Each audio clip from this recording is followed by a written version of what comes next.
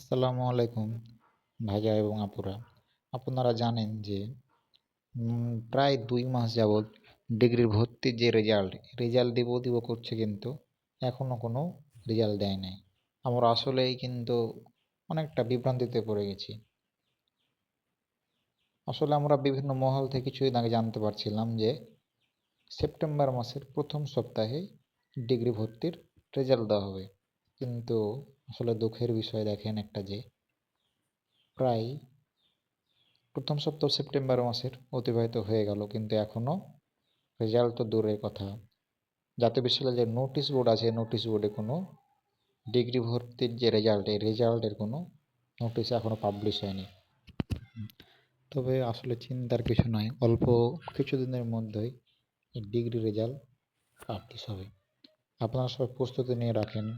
যত সময় ভর্তি কার্যক্রম শুরু হবে এবং খুবই অল্প সময়ের মধ্যে ভর্তি কার্যক্রম শেষ হবে এবং আপনাদের ক্লাসে নিয়ে আসা হবে।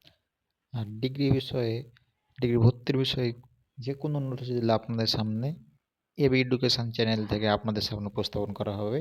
আপনারা লাইক, কমেন্ট এবং শেয়ার, এবং আপনাদের কাছে বিশেষভাবে অনুরোধ থাকবে আপনারা চ্যানেলটিকে সাবস্ক্রাইব করবেন। আসসালামু আলাইকুম, ভালো থাকবেন।